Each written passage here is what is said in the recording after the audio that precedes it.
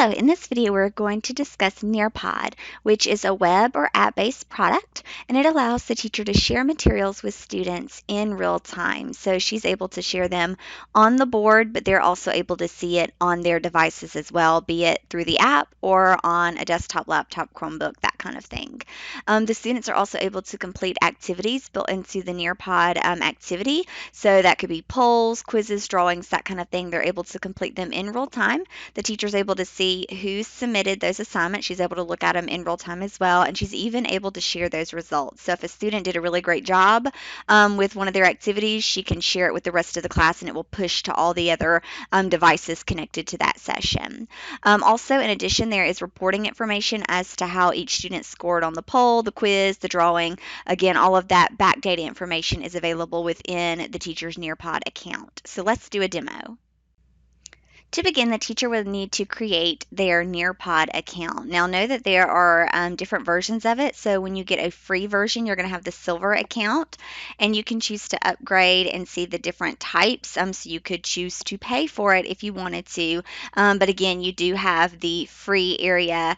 Note that there is a class size limit of up to 40 people per session. So you just want to be careful with that. And there's a couple of features that are not available in the silver version, and I'll point those out as we go along. So after you log into your account, you want to choose My Nearpod in the upper right corner.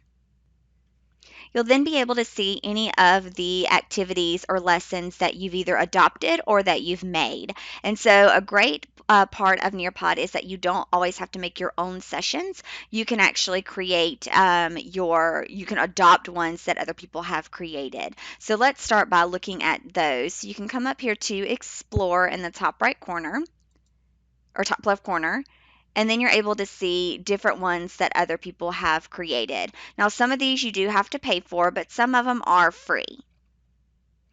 So a good way to sort through them is to come up to filters, and we want to search by free, and we maybe want to search by, say, science. So you can search by price, subject, grade level. Maybe we want to look at third grade, say. And so we can search, and it'll filter by that. Also know that you can search by standards. So if you are using like Georgia Performance Standards or something like that, you can search by that particular standard. And it will give you resources based upon that particular standard. You can find those.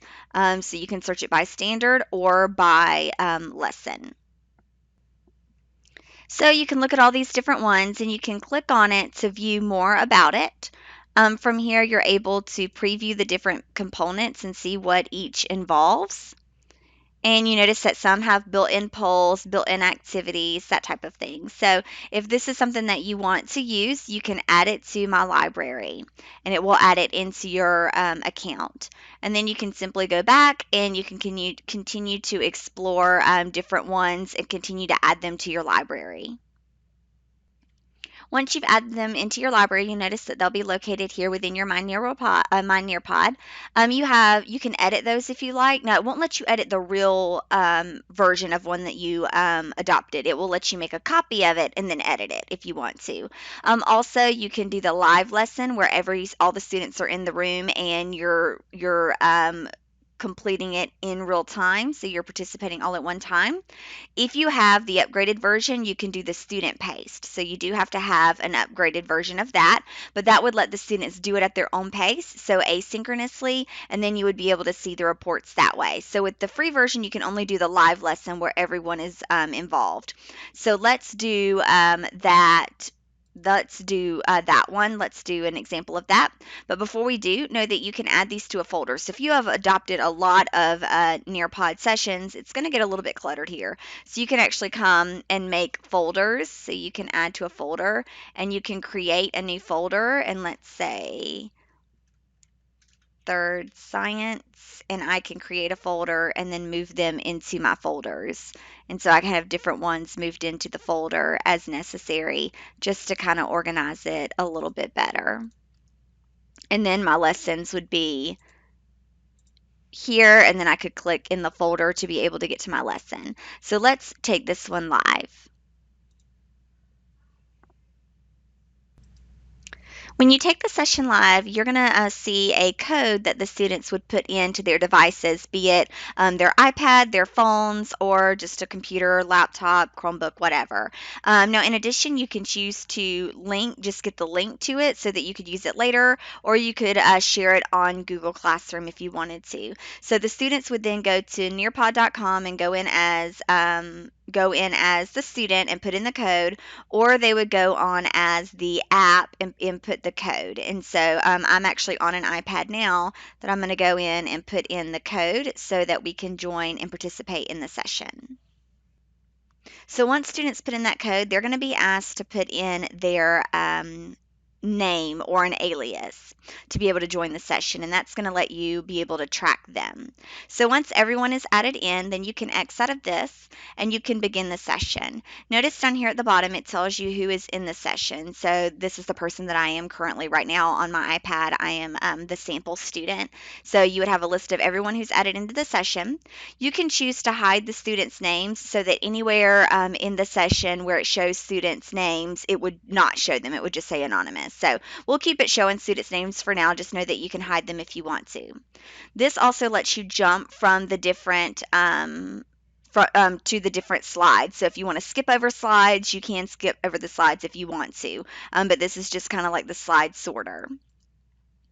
So then the students are actually seeing this exact page on their device, their Chromebook, their iPad, whatever they're on. So they would move to the teacher moves to the next arrow, and that allows them to see what is on your screen. So they're moving with you as you go. So these are different things that you talk about in class. They read through them, what have you.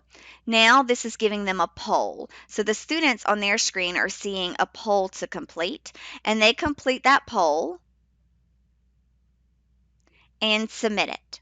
Once they submit their poll, you're going to see their listing here. So you're going to see that they submitted that poll. You're going to see what they submitted. So then we can choose to share the results to the student. So we can choose share, and it will share with them a bar graph or a pie graph of those results. So you're sharing the results with them. So that's kind of how a poll works. You're able to see what student said what, and like this one, I want to show the student's name, so it would show the student's name and what they polled in. If I didn't want to see that, I could hide the student's name to where I don't see it. But the students on their end are seeing a pie graph with these results. So then we'll move to the next slide. They see the same thing as I do.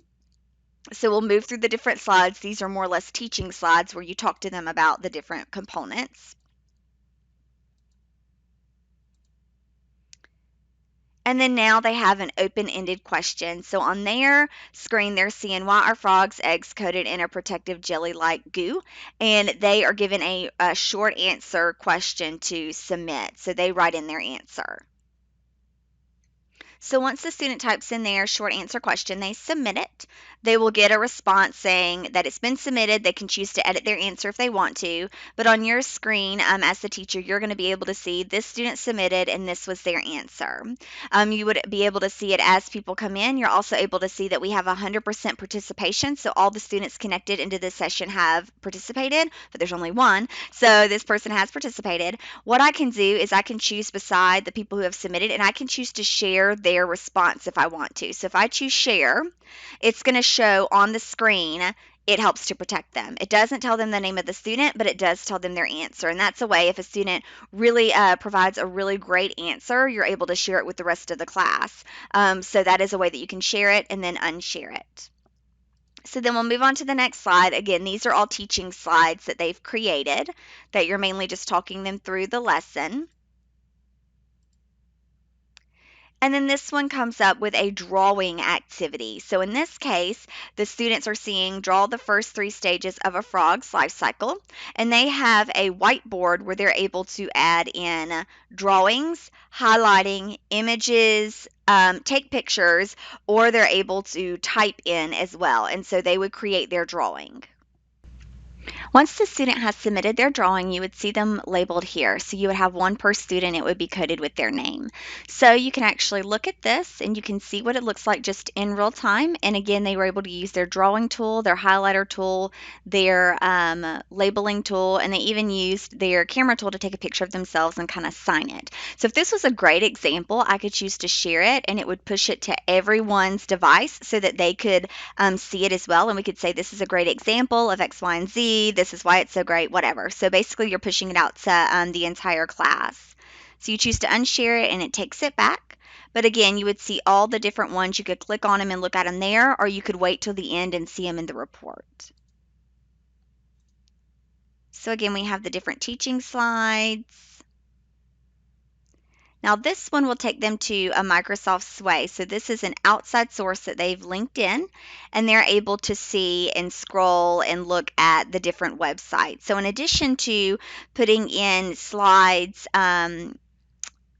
putting in additional slides, you can also link in web pages and videos in addition that will kind of link you out of the Nearpod to the link to the site, to the website or video, but it stays right there within the app. So you don't have to make all of your resources. You can use resources outside and just link them in.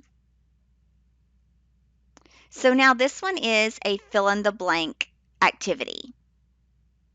So this is another type of activity that can be used within a Nearpod. So you're seeing the correct answers, but what the student is seeing are the blanks, and they have, like a typical fill in the blank, they have the words at the bottom. And so what they have to do is move the words from the bottom and put them into their correct location. Again, you're seeing the answer now because you're the teacher, but on the student device, they're seeing the words at the bottom and they're seeing the blanks, and they have to move them into the correct area. Once they submit their response, it will check it against this key. And so, like, I got two mixed up. So it says you got 6 out of 8 correct. So it tells me how I answered and what I got correct. So then we can move on. And this one has a link of sources that the students can click on. So again, that is kind of how the Nearpod activity worked. There's lots of more features that you can still use within them. So we'll try another one in a minute, but let's go ahead and create one ourselves. When we go to leave the session, it's going to ask, do we want to leave it? And we can say yes. It does give us the ability to resume it later. So it might be that, we get midway through and the class period ends, or it's time to go to lunch and we can't complete it all in that moment. You can resume it and pick up where you left off. But at this point, we'll just say yes. So now that we've done that, let's go and look at the reports. So at the top, we can choose reports. And we'll be able to see a report for whichever ones that we've done. So this is the one that we just completed. So we're able to do it. We're able to see that there's session data from this day and this time. So that lets us know there was one student in the class at that time. So we can click on it and we're able to see that there was one student there. They answered all of the activities. They did all of the activities. They did not skip any within the session. So they did 100% of the poll. They answered the open-ended question. They answered the draw it question. So they did all of those. Now notice there's a quiz feature, a matching pairs feature, and a collaboration feature that we did not use in this particular Nearpod. There's more than, you don't have to use every activity in your Nearpod. But so those were all the ones, and they did answer all of them. So from here I can scroll over. There's no data for the quiz because we didn't have a quiz in this one. We can go to poll. We can see what the poll was, and we're able to see what each student said and their response. So again, we saw this in the slide when the students actually submitted it, but it's also on the back end in the reporting area. The open-ended, we're able to see what the student said, and again, we were able to see it then, but we were also able to see it in the report.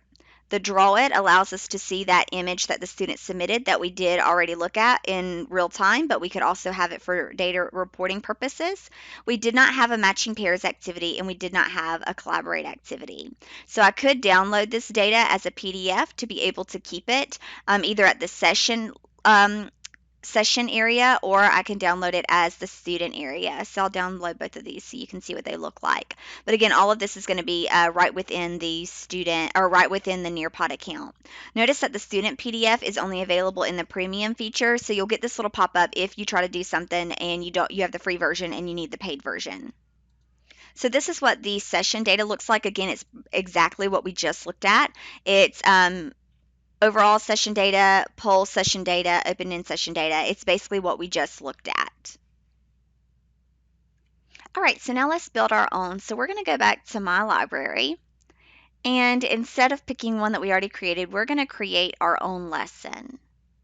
So from here, we're going to start adding our slides. So notice here that you have the option to add content, which is going to be slides, videos, those types of things. You have the ability to add web content, which is like a web link, that kind of thing. Or you have the ability to add in those activities that we were experiencing, polls, quizzes, those types of things. So let's get started just by looking at adding content. There are different options for adding content, but keep in mind that some of these are restricted for paid users. So the first one is a slide, and we'll actually create that in a minute. But I did want to show you Nearpod 3D. And so these are some cool things. They're limited in which ones there are, but you can actually come through, and if you're teaching a concept on any of these, you can use those within your session. So we'll go ahead and pick one just so that you can kind of see what it looks like. So we'll pick this one just so that you'll be able to see what it looks like. Then you can add a new slide, and we can add some more content. So that was the 3D. You can do simulations, and you can pick different simulations. And again, it kind of depends on the subject area. So you kind of have them broken apart by math and science. And you have elementary school, middle and high school. So you can kind of pick based upon what you're looking for. So let's just pick this one for the time being. And so we'll add that one in. Then we can add another slide and add some more content.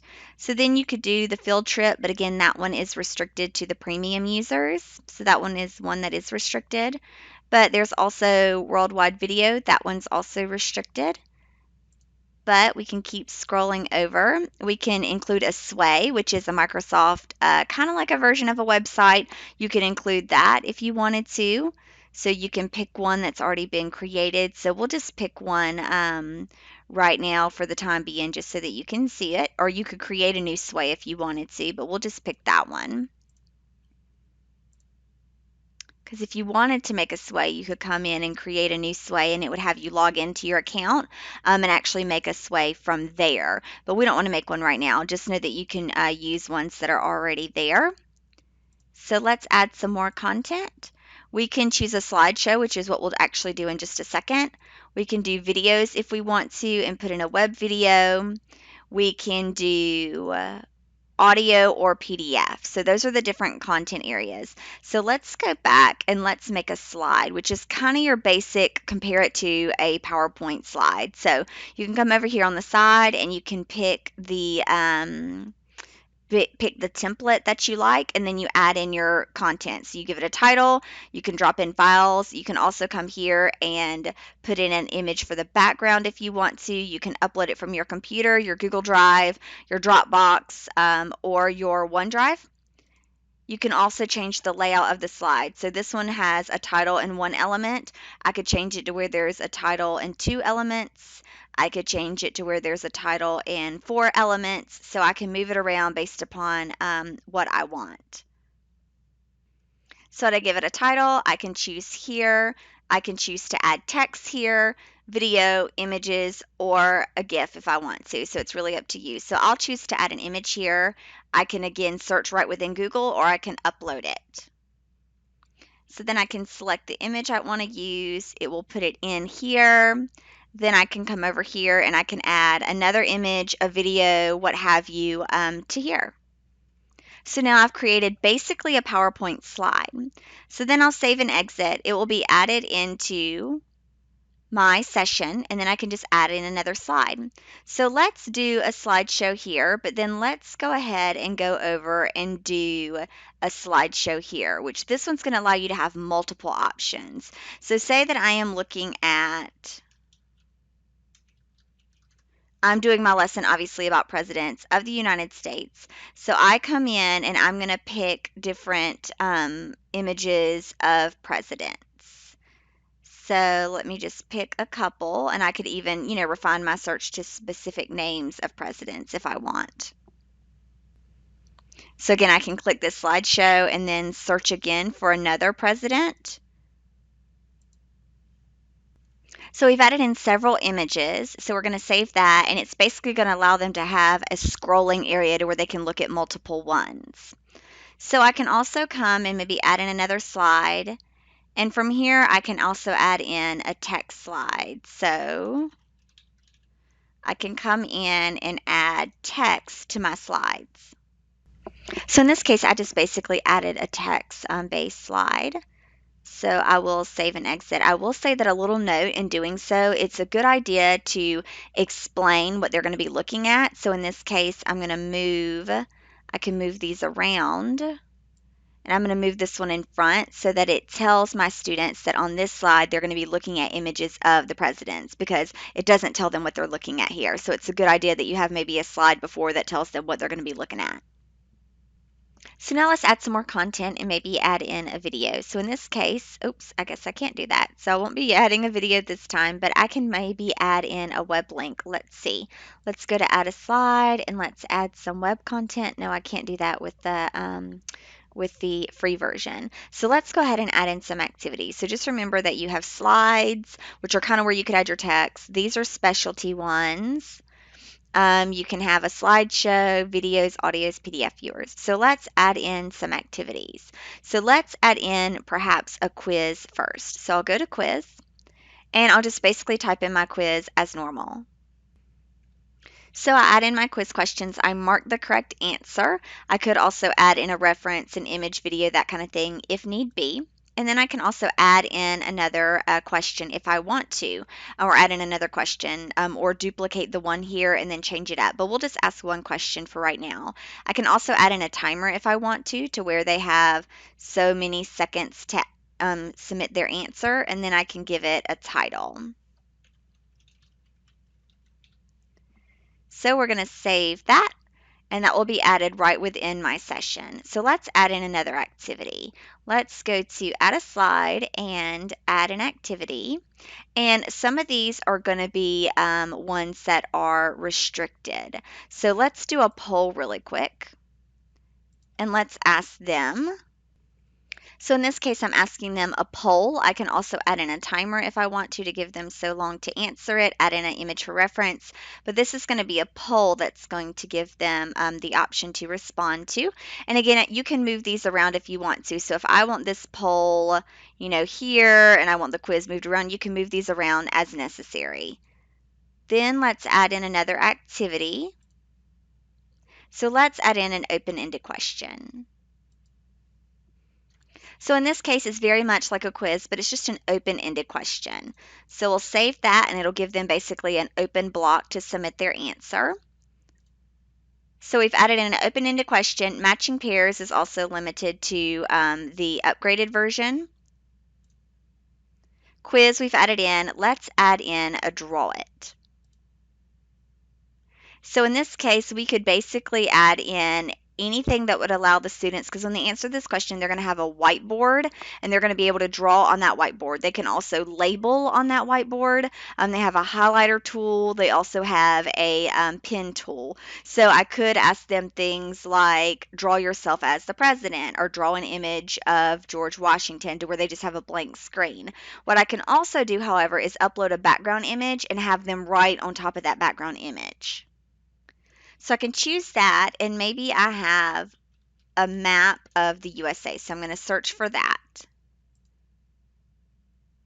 And then here I could add in the instruction to circle the state where the White House is located.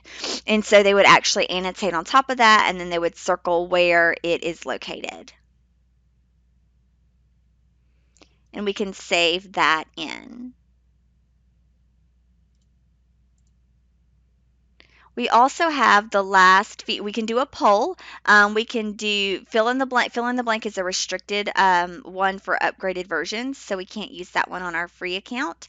Also, the memory test is one that is restricted for free versions. Now, if you happen to find one that has it and adopt it, you can still use it. You just can't make one with it if you have the free version. So let's do the last activity that we're allowed to do with the free version, which is a collaborate. And this is kind of like an open board area, to where I like to think of it as a ticket out the door. So you can pick your background, and basically you will ask a question, and the students are able to make these little blocks and then just write in their answer.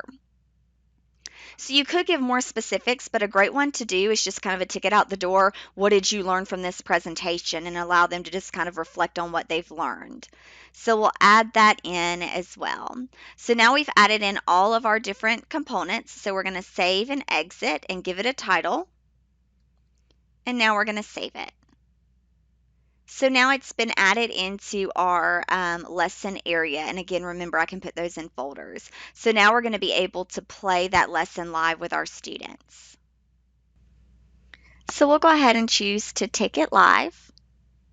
And the students are going to get that passcode. So via their device, their phone, tablet, what have you, they're going to go on in and join that session. Okay, so my two students have been added into the session. So the first thing is this 3D model that we added in. So the students are seeing what I'm seeing on my screen, and they can basically pinch in or pinch out, and they're able to kind of get that 360 view just like what I'm able to see here. So that's what that 360 view option does depending on what you selected. The next thing is this interactive simulation that we selected. So basically we were able to come in and play with the simulation on our own. So I could choose like the circle, and I can make a 1/3 and it'll show me what that looks like. They could show me what a 1/4 looks like, what a 1/5. I could change this to show me what a 1/5 looks like, show it in that mode, this mode, that mode. And the students are seeing the same thing on their screen, and they're just able to manipulate it in their own right. So again, a teaching tool, but something that's kind of already built in. So this is the Microsoft Sway, which is the website. And so the students are able to scroll in and out based upon what is on that particular Sway, which again is basically a website. They're able to scroll around and look at it, but it goes right within the app itself. It's right within Nearpod. It's just basically a website that they're able to use. This was the slide that I created with kind of like the PowerPoint slide that I created right within there with just my images. This is a slide I created with just my facts on it. And again, as I'm moving, my students are seeing on their screens exactly what I'm seeing. So this is what the slideshow looked like. So you saw that I picked several different images, and the students are able just to scroll through them on their own. And kind of in this slide, I was able to tell them that on the next page, you'll see some images of different presidents. And they're able just to scroll through on their own, looking at the different images of the presidents. So now it's giving them, as I move to this slide, it's telling them it's time for the poll. So I choose to start the activity. It gives them the countdown. And then they see the poll on their screen, which is who do you think was the best president? So we select the students are selecting their option, and they are submitting it. And I'm getting the results here. So I'm able to see sample 1 said C, sample 2 said A. I can see that here. I can choose to share it, and it would show a pie graph of how everyone answered, which is basically what we see here. So again, that was the poll. Next, we have the quiz.